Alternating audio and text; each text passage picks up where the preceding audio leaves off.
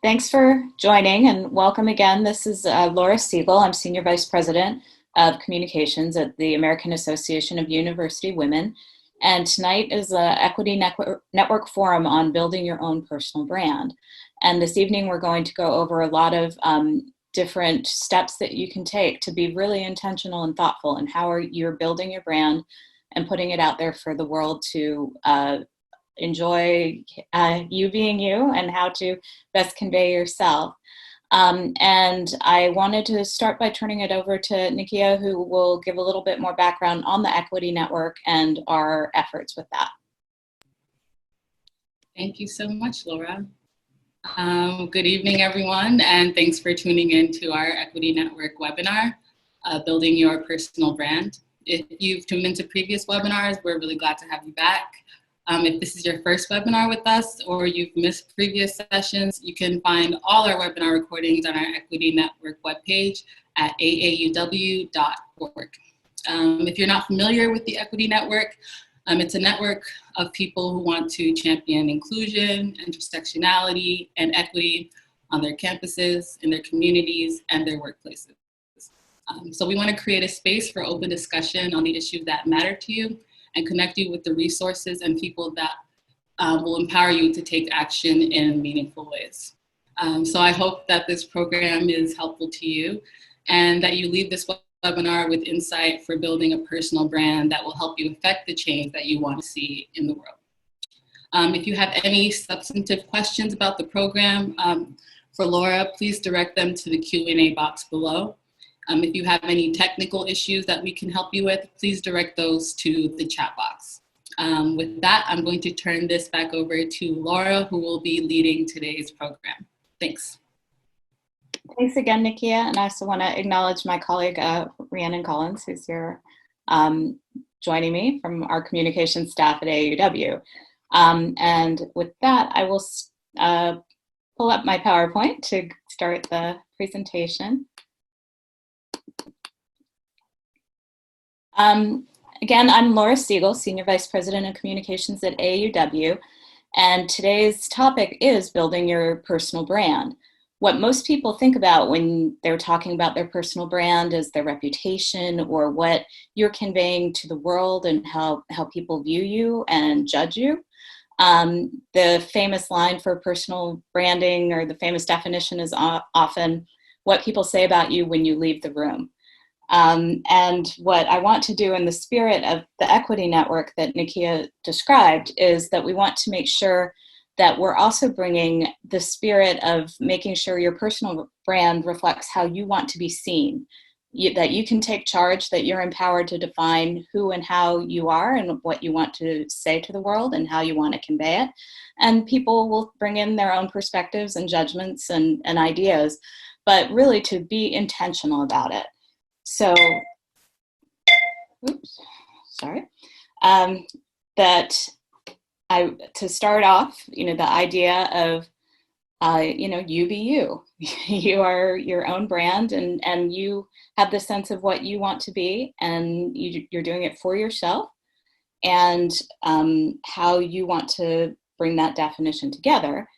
And then, as I was saying, that I think the keys are for building your personal brand is to take the idea of being intentional, that's really the thought behind how are you curating and thinking about all the different aspects of yourself and what you want to be and who you want to become and what matters to you, and bringing it all together. And in the spirit also of the Equity Network of being authentic, being true to yourself and telling your own story. A key to, or the key questions of why do you even want to build your own brand can really vary. A lot of people look at it as, how are you selling yourself? Are you Nike? Are you Oreo? Are you different kind of brand to different things like a company? But really, this is about your goals and your passions as well. Thinking about how you want to spend your life and your energy and what you care about. That it can and should help you focus your potential pathways, thinking about, particularly now when we hope everyone is safe and doing well, but you've also we've all been thrown a curveball of what to expect right now. And a lot of plans and hopes and dreams have changed. And we can think about or rethink about different pathways and journeys that you might take and opportunities that you may have been thinking about that now don't seem possible or might not be possible for real in the real term. And how do we move forward with those? So it's a real important time to reflect and to think about the reality of opportunities matched with what you want to do and what are realistic potential ways to move forward as well. It's important to build a brand and to think about how you're conveying yourself, to position yourself in job searching. Are you putting forward your best foot in looking for a job? Are you matching what the employers are looking for? Are you portraying your best skills and your best self in those? When you're at work and looking at how to look for promotion opportunities, are you also defining yourself and portraying yourself in ways that help show your value and show your strengths? Building your brand also can help build your effective network, that you're attracting other people within your field, within your areas, within your networks to you. It's also, as we have classically looked at branding, it really is in the sphere of professionalism. But in today's world, with the gig economy, with social media, with work life really being more blended than balanced, that looking at your entire brand as your outside work as well. What are your volunteer pursuits? What's your social engagements? What are different kinds of ways that you're spending your time to define who you are? So the first step in deconstructing how to build your brand is really to pause and define your priorities and your values and passions. And if you want to take a piece of paper, this will be up on the website afterward as well. And I erred on the side of putting more words than less on these slides for those of us who are readers. So some key questions to get at thinking about your values and passions. What inspires you? What do you care about?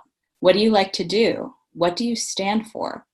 So those can be things like, I'm inspired to work on gender equity, and that's why I joined AAUW. I really like communications. I love writing. I like conveying things to communities and really affecting change. I really like working in the social sector. But there are all sorts of different ways to take those questions.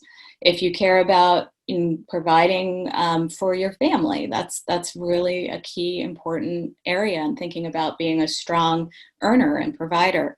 If you want to look at how to solve a technical problem, how to be a strong project manager, there are different ways to go about looking at that question. And what do you stand for? What is that reputation? And what is that sense of what do people look to you for? And what do you want to hold up for yourself?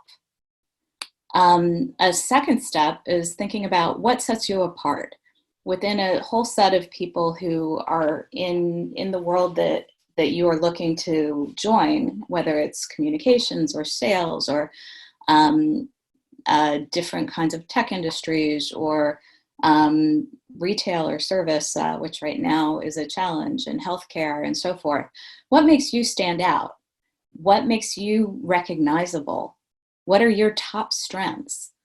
It's a real blend here of personality, of traits, as well as real skills. What are your key skills? Are you a fast writer? Are you a strong writer? Are you more of a verbal communicator? Do you have strong soft skills? Are you a coder?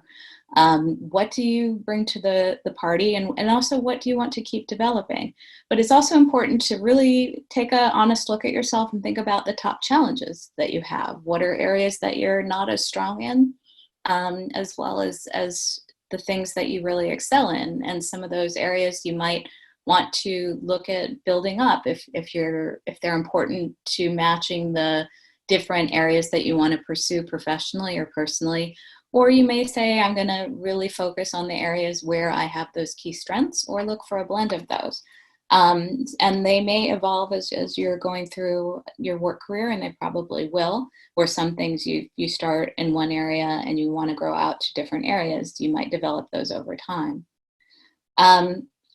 One way to, that one great tool that we have for helping define your skills and how to articulate them is AAUW's Work Smart Online. And I would encourage everyone on the webinar today, if you haven't yet, to go find that on our website. It should be hopefully pretty easy to find under our Get Empowered section, and learn. It's about a half-hour course to an hour, depending on how fast you go through it. But it does do a lot of ways of thinking about how to outline your value and how to articulate that. A third step in building your personal brand is thinking about your target audience. And in some ways, to me, this is the do your research, do your homework slide. Who are you trying to talk to? You want to convey your personal brand to the whole world, and that matters.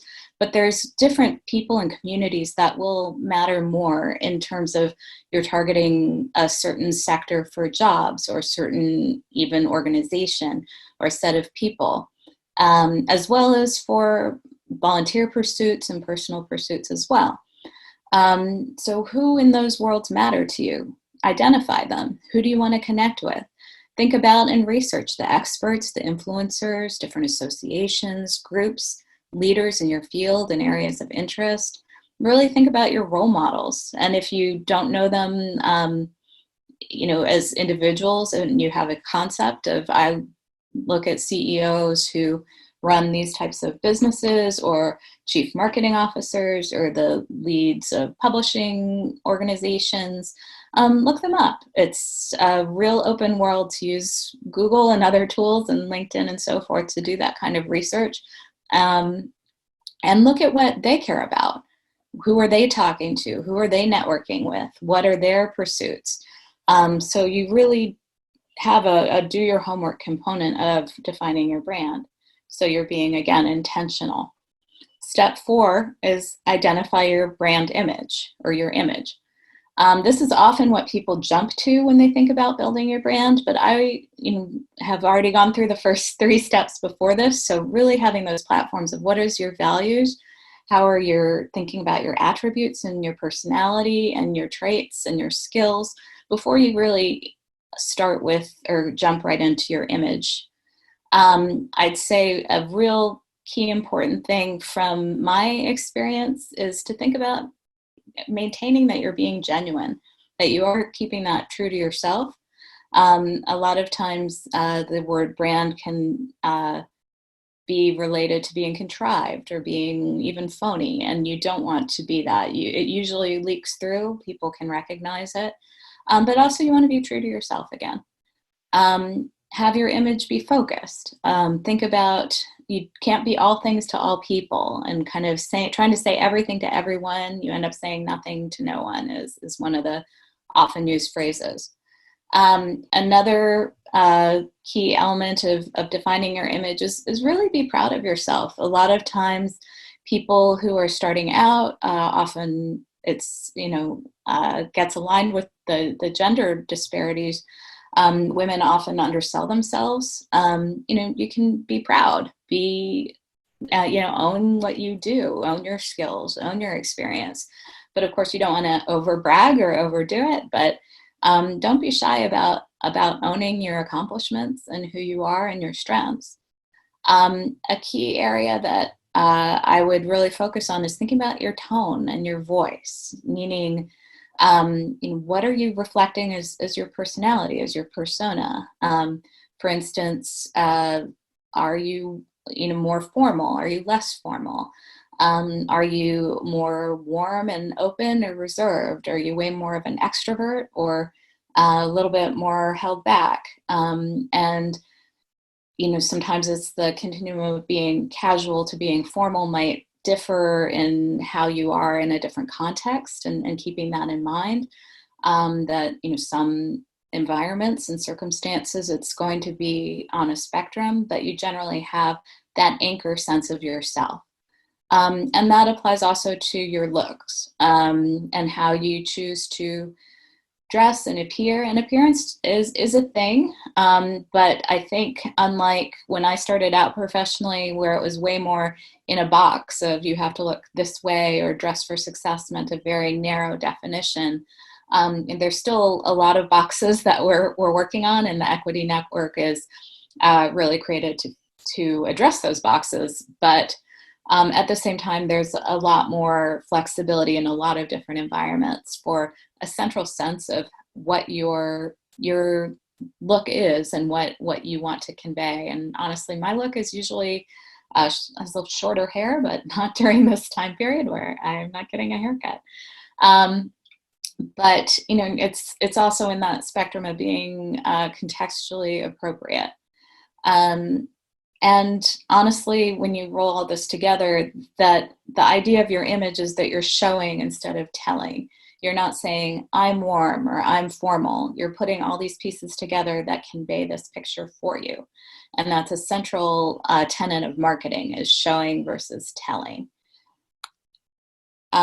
Step 5, in terms of now we've defined our image, our values, our attributes, and so forth, is setting up your presence. And there are a number of key components to doing that.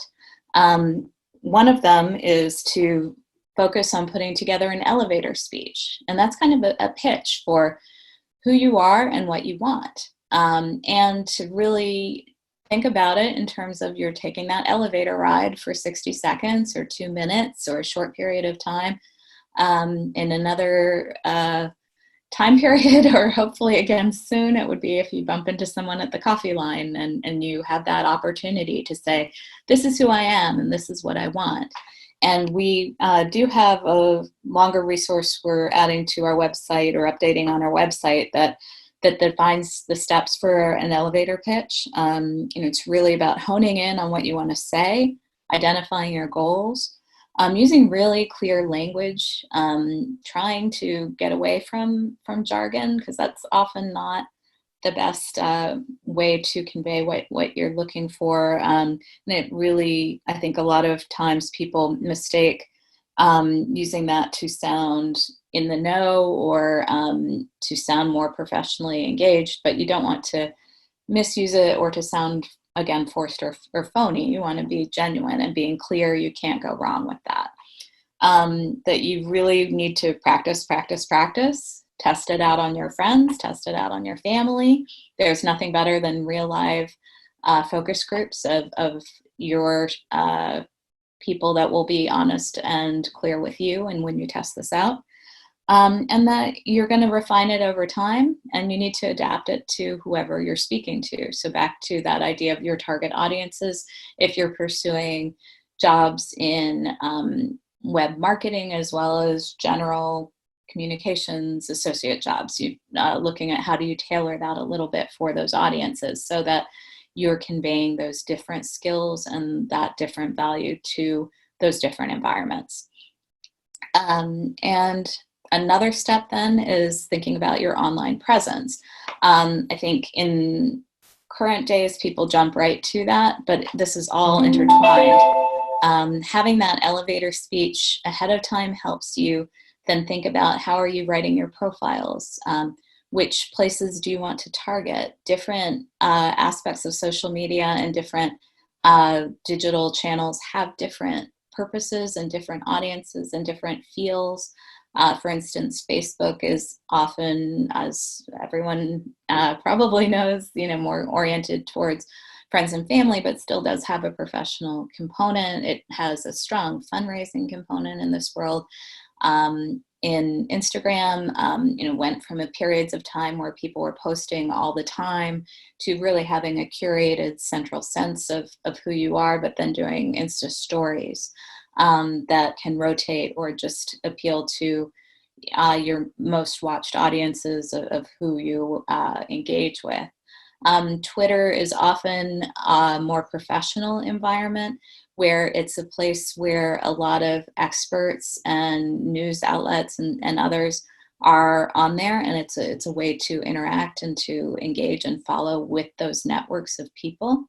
LinkedIn is very much career-centered, but also putting forward your professional focus and branding. And I'll go into LinkedIn a little bit more on the next page.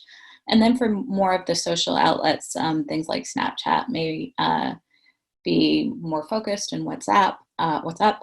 And then Pinterest, especially if you're in a sales kind of area, if you're selling particular portfolios, if you're selling your communication skills and design, those are areas where you can showcase your work. So in relation to this is all kind of the suite of different things to put together, putting together that killer resume, that really sharp, clear, crisp, focused resume, but also, again, being ready to tailor it for different types of positions or different types of opportunities. Same with classic idea of the cover letter or thank you note.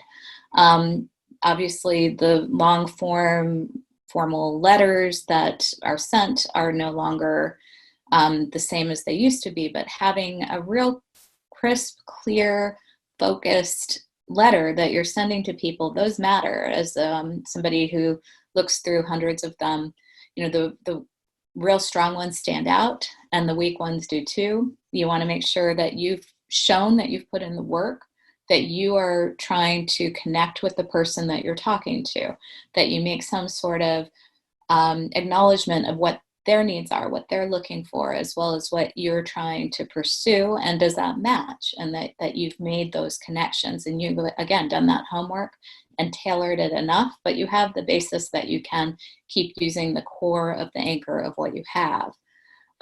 For your different social channels, particularly for LinkedIn, to really pursue getting a appropriate and good headshot.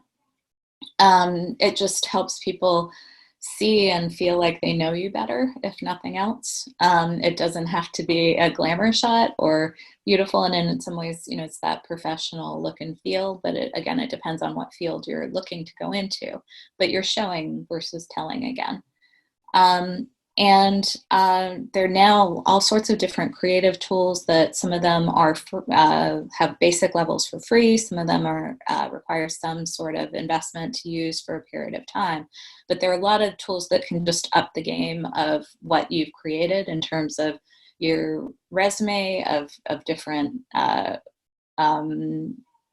things on your social pages and so forth, like Canva, Adobe Creative Suite, different photo editing software, and so forth.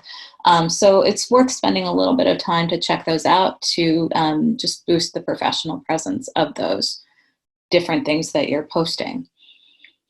And I wanted to go into LinkedIn a little bit more, like I said, because it really does kind of stand in for a major hub of professional networking and job searching these days. And it's a way to make those connections, to literally link in with all the different folks that you're trying to connect with and build that community, as well as really when you are trying to job search. And we were fortunate enough that we have an AAUW member who is a LinkedIn content manager, Ray Hoyt, who has spoken at our national conference on college women leaders the last several years, and has given a presentation about using LinkedIn to maximize your self-brand, your personal brand. This is also up on our website if people are interested. But the basics of her presentation or her suggestions were definitely add a photo, that really gets much more response, and people respond much more strongly to any profile with a photo.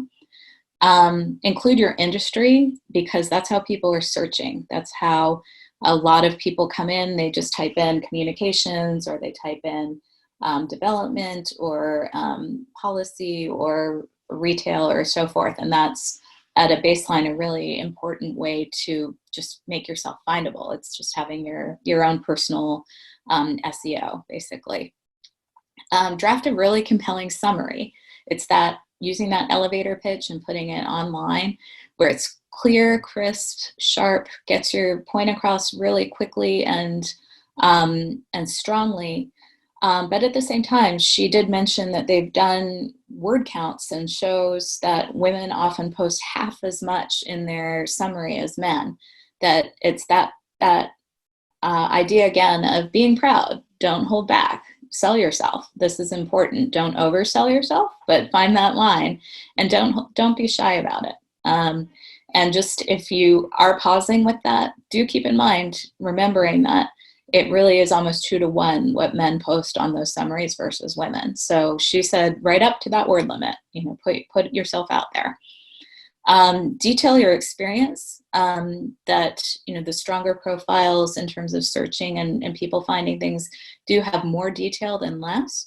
It also means in that work-life blend that I was talking about before, people are way more used to and engaged and interested in seeing your avocational life as well, what your volunteer experiences and positions are, what causes you care about, what issues you care about, how you spend your time, what your different associations and networks and connections are. You don't have to if you're not comfortable with that, if that's part of your brand and who you are. But, if you're up for sharing that, and also if that's really central to who you are, don't be shy and hold back on those either. That LinkedIn then becomes, once you have your profile down, a place to really do that connection, to post your accomplishments, to put in industry news, to, sorry, the E and the B there got cut off, but be a thought leader. This is how, again, people might start following you or connecting with you, or I think I shared about 5 different things today of LinkedIn that former colleagues or current colleagues or others that I know have posted that were interesting and provocative, or help show that I also am following what they're following.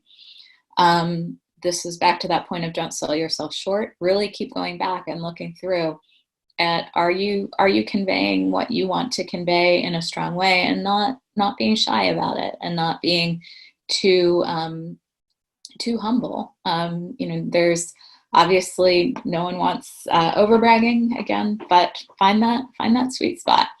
And keep in mind that it is often more likely that you are selling yourself short than bragging, and to just push it a little bit stronger. And she also had the same theme of be authentic. It's, again, life is what it is, and you want to be true to yourself.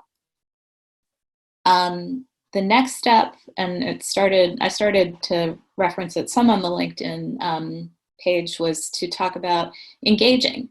Now it's time to interact, to network, to make those kind of connections, that your brand isn't anything if people don't hear it or see it or recognize it. So once you've learned about and researched what all the groups are, the associations, the experts, and so forth, go join them, go seek them out. On Twitter, like all the thought leaders that you want to follow. Share what they've shared. Retweet, comment. You don't want to be overly,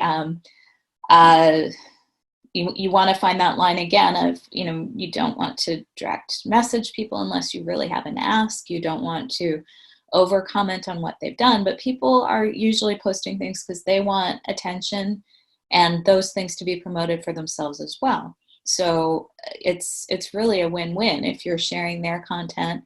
And then at times when it does make sense to make those connections, to do so. So I often, in doing communications, will retweet or highlight or compliment and share articles that AAUW is a part of, or that relate to our issues, and tag the reporters, and then they get recognition for it, or tag the thought leaders, or tag the other people involved. And it really is an interactive forum for doing that. Also, beyond social channels, there's direct email. There's other ways of sending messages through things like LinkedIn.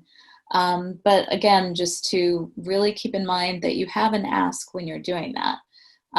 If you're asking people to be mentors or sponsors, or even just to give advice, make sure that you have a clear ask and that you're respecting their time and keeping that into perspective. Some people may never respond.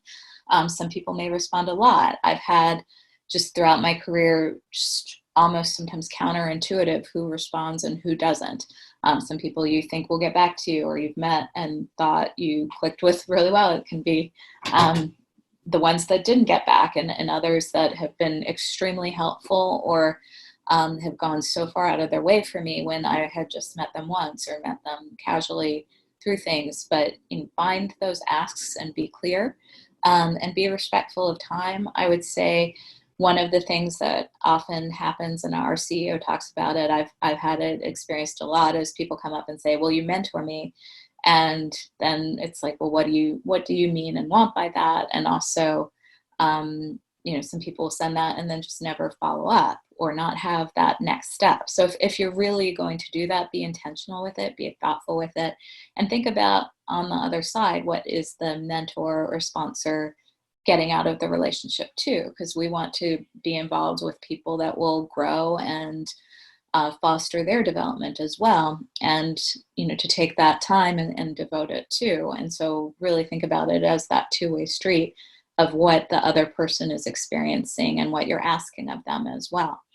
And again, when I was mentioning about, particularly on Twitter and LinkedIn and things, of following fans, or following people that you want to look at as experts, and then encouraging people to follow you, or to providing that kind of content, and to really share your stories and your comments and your thought leadership in a curated way, to keep that idea that everyone is going to likely, future employers all Google you, as well as your grandparents and your parents, and at least one of your friends. So there is a virtual record of everything you've said or done, and that there really is more of a blend of personal and professional, even to the degree that you do say that these are my own opinions, and don't reflect my organization or other things. It's still a reflection of you and your brand, no matter what you say or do, and who you're associated with. But this is the opportunity in your branding to tell your story, to get yourself out there, and there are all these different channels and ways of doing it. And again, when the world is back to hopefully right side up, going to in-person events and doing that kind of networking as well is very important. And as we're kind of winding down, I just want to say one of the best lessons I got very early from a mentor of mine in my career was this idea of the only mistake you can make is really not making mistakes, that your personal brand is going to evolve with you over time. It's not one static thing that you define at once. You go back, you keep revisiting it, you update. And I think a major thing, and it shows in all the research and a lot of the materials we have on the AAUW website, particularly for women, but or disproportionately for women, is this idea of perfectionism, that perfection stops people from pursuing things, and that gets in your own way, that you're worried about making mistakes, or that people will judge you for things. But if you don't put yourself out there, you'll never have tried, and that's a whole different issue. So expecting perfection is just too much. Nothing's perfect, and perfect is the enemy of the good. I really love a book called Designing Your Life by the Stanford Innovation Design group at Stanford. And it really is focused on constantly that idea of reframing, that even as you're building your brand or thinking about life right now, particularly as there are new obstacles, as we've all been thrown a huge curveball by what expectations are, what possibilities are, what constraints are going to be in this economic world, as well as with health and safety. That of course they're realistic parameters, and these issues are real, but always remembering that, in terms of thinking about being stuck, that you can always brainstorm more ideas. There's always more things out there to pursue. This idea of perfectionism goes hand in glove with thinking there's one right idea or one pathway. And even if even if there's one that you really wish was the right one and the only one for you, that there really is a world of possibilities and different ways of doing that. But you can still keep going back to those original values and attributes and so forth, and think about the different possibilities and all the different things that you have to offer and ways that you can get engaged and push those forward. Again, the idea of, that there's a construct of a dream life, and now you're going to go execute your plan, and just keeping in mind and reframing that there are multiple periods of your life, there are multiple ways to live your life and aspects over time, and that life is really rarely a straight line for anybody, that it throws a lot of different pathways and curves as you go, as we certainly are experiencing right now. So part of my branding, I didn't in the beginning talk about. I've been fortunate throughout my career. I started out working with politicians, working with president, working with cabinet secretaries. I've worked with CEOs, with a lot of different corporations, as well as a lot of nonprofit executives and organizations, and also with teachers and students and so forth, and building brands and executing them. And one of the things I always like as a former speechwriter is a good quote. And that's part of my branding. And some of my favorites, my grandmother used to always say to me, "Whatever you are, be a good one." And when I looked it up, it looks like it's attributed to Abraham Lincoln and not my grandmother. Another favorite that I've had on my wall at different times is, "There's no greater agony than bearing an untold story inside you," by Maya Angelou. And that is this idea of this authentic brand building that I would like to convey in the spirit of the Equity Network and our Empower series and other things that we really try to foster at AAUW.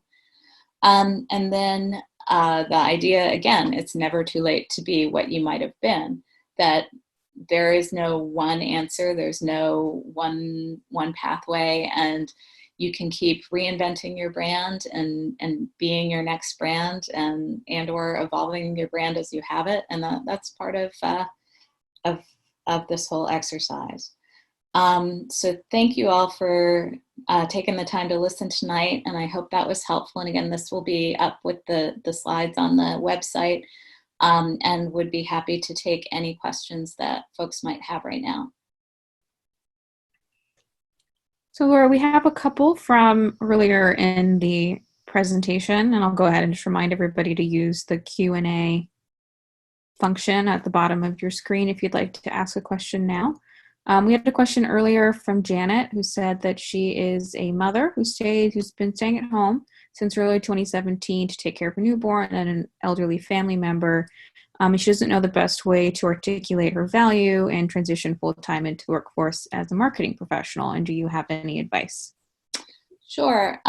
It definitely, there is an actual challenge in that, where people do look at resumes and there is a gap, but not to dissuade you. It's not been, again, very long, but also, you have a lot of experience and values that you can bring, and it's sitting and thinking through what are those skills that you have, how to portray those different attributes and things that you do bring to the organization that you're applying to the field of marketing. Everyone, as somebody who does communications and marketing, we're all as we talk about building your personal brand, we're marketing ourselves. You can talk about the strengths that you've built in organization and project management, and in being able to fulfill accomplishments, and put those all together. And I would also encourage you to look at our Work Smart Online tool for some ideas for how to really put together that kind of pitch for yourself more strongly. But I wouldn't be dissuaded. A lot of us have had kids and taken gaps in our work careers, and I'm not discounting that there isn't issues of portraying that, but I've also hired lots of people that you go in and out of different situations in your life, and you bring a lot to the party, and again, be proud of what you've done and don't feel diminished at all for having taken that time and looking at that balance for your life. Okay, we had a question about if you have a personal website or a blog, how do you balance that with having a LinkedIn account? Like, what should go on each? Should they be the same? I would suggest having them be integrated as much as you can. Your Medium and other blogs and things give you a lot more expression, but then on things like LinkedIn, could promote those blogs. You don't want to put those full long blogs on LinkedIn, but use them to complement each other. So if you really do like having a blog forum, to have that as another resource in a longer way, and then promote it through things like LinkedIn or other profiles. We had a question about headshots and the sort of double-edged sword there, and whether they can pre-prejudice people against you. Yeah, I think, again, those are real concerns. But I think that, what the research has generally found is, again, people respond so much less to LinkedIn profiles and others when you don't have a headshot. They kind of almost devalue that you are a person in some ways, which is kind of strange, but that's what the research shows. But it also, leaves open, if you don't want to feel prejudged in that kind of way, there's other ways of putting up something that is a symbol that represents something you think about, or some other kind of, picture of the environment, or other cause-based things that you might look at, or something very generic. But I'm not going to discount that that's not a reality in life. Great. We had, do you have any general tips for introverts who find it difficult to sell themselves, and whether that has, can hold you back professionally? Sure. And as somebody, I'm right kind of on that line, and I'm very contextually can be an extrovert or introvert. And you could tell probably at the beginning of this forum, I was warming up a little bit. It's something I honestly really took some classes. I took different opportunities. I practiced speaking. I put myself in different roles to be able to have that blend, because professionally there were things I wanted to do that required being more extroverted, or maybe seem more outgoing than I naturally am. So it depends on what you want to do, but it is a reality, again, that if you are an introvert and you have to be able to sell yourself to get a job, that is a skill set that it is worth investing, at least to the degree, to work on, to make those kind of arguments for yourself. And your brand doesn't have to be untrue to the fact that you're an introvert. A lot of people respect, admire. There are a lot of roles that are strongly suited for introverts, and just finding those connections and finding that right pathway and making the case, just pushing yourself enough to find that balance where you do put yourself out there. We have a couple different questions that I'll kind of put together in a general overview. Is about people who have switched careers, or they were in graduate school, now they do X, and now they do Y. How should they brand themselves? Should they incorporate all of those things? Should they just pick the thing that they're doing now? I think it depends what you're pursuing. So that, in terms of communications and branding, is thinking about that target audience, and the audience being individuals as well as the concept of who are you trying to sell yourself to. In some cases, having that blend is stronger. In some cases, it means focusing on one aspect more strongly than the others, to portray yourself in that light, to match what they're looking for. And that you're bringing those additional attributes and values and skills too, but that you're leading with what that match is. I've done different things in policy and research, as well as communications, and depending on which audience and where I'm talking, different things will come out more strongly. We have a question about whether you should lie about your age if you can pull it off. That sounds like a good rom-com or the show Younger that I really like. I mean, I think it is challenging. I mean, something with they really often do say in advice on resumes to cut off things that take you back too long if it goes too far. But I wouldn't outwardly intentionally lie, but you can frame yourself in different ways. But either older or younger to portray your experience. But you do. I would say, again, everything's Googleable.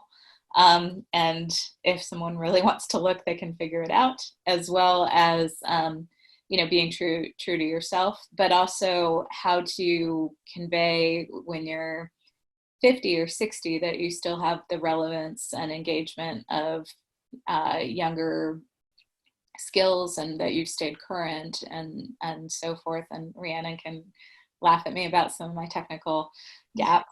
I have to take my advanced Canva class refresh. I think, again, I'm not going to say it's not a reality, that age and appearance and things, and that's part of this balance of branding and being true to yourself.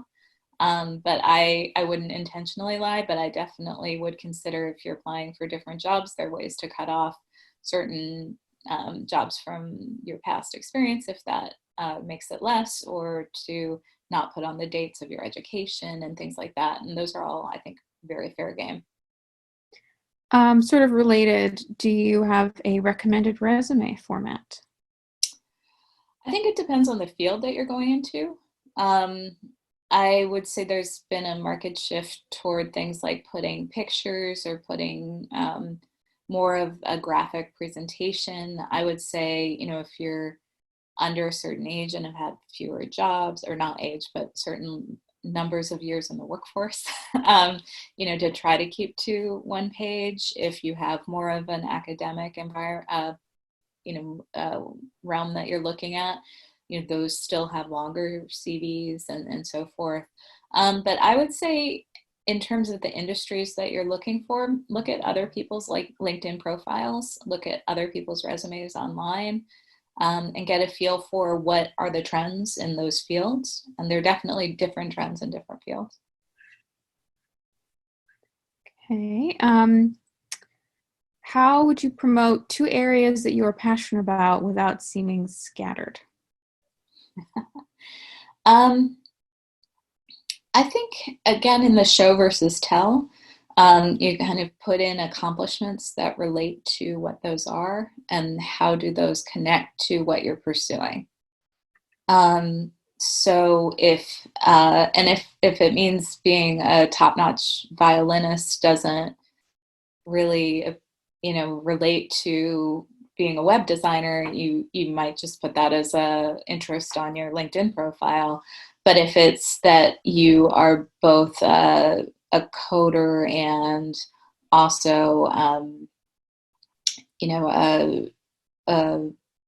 salesperson, those kind of things can be complementary. So, I think, again, it depends on the audience, the role that you're looking for, and that target of matching what about you matches who you're trying to communicate to and what you're trying to pursue.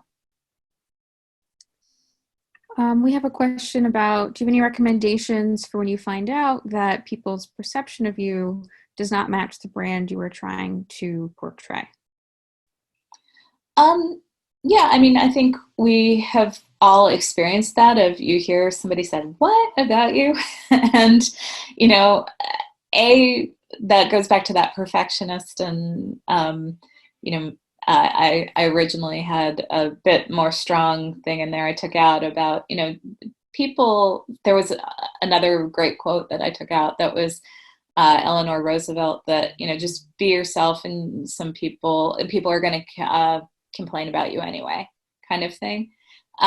So, I think you just stay on target for what you think your brand is. If there's certain feedback that you keep getting that is getting in the way of you pursuing a particular area of work or passion, or you're getting particular feedback at work, there are things you can do, or even in job interviews. There are ways to take different classes, to get different advice, to look at what those actions are. Are you saying things in a certain way that does have this repeated pattern, and to address those? I had one, I guess, a colleague early on in my career that just having somebody say very, bluntly to me, can you please ask before you run into my office to say this is really urgent, to say, is this a good time? So there are things like that, and I hadn't necessarily been like, oh, I'm so pushy. You're right. Pushy is a Spanish word, right, Rihanna? Highly gendered word, yes. Yes. But I was maybe not being as generously thoughtful about the other person's time. And so, taking those kind of things and incorporating them into your persona and how you want to be perceived and thought about. So it's a balance of, taking things, but taking it with a measured grain of salt, and seeing is it a pattern and so forth. And there are a lot of different ways and channels of looking at those, courses, or different advice or things from friends and family that can work on adapting those. Okay, I think we have time for one more question, and then we'll turn it over to Nakia. I think this is a good one. How do you know if your brand is effective? So what's your measure of success for whether these personal branding tips are working, I guess? I think it's a feedback loop. It is, are people responding? Are they responding how you want them to respond? And that does go back to the other question of, it is a thing about adapting. You try it and adapt. And communications is often centered in research, and you get your audience research or your sales, and you see what is going on, and the equivalent in your personal brand. Are people responding to your resume? Are they responding well to you when you meet them? Are they following up with you? And sometimes people don't follow up, and that's not a personal judgment or nothing about your brand, but as in terms of a pattern, what is that feedback? What is that interaction? And looking at ways to adapt it. Thank you so much, Rhiannon and Laura. And thank you all again for tuning in. I hope that the information you received today was really helpful, and that you are empowered to keep building on your personal brand. We do want to continue to hold programs like this that help people in all stages of their lives and their careers. But do keep in mind that we are a nonprofit, and our work is just not possible without your support. If you want to see more resources like this available, please consider being a part of the Equity Network by contributing to AAUW. We do suggest a $50 gift, but we're grateful for whatever you might be able to afford. I just want to remind you all that this webinar is being recorded and will be available on our website next week. I appreciate you all for joining us tonight, and I hope you'll tune in again for future Equity Network webinars. So have a good night and stay safe.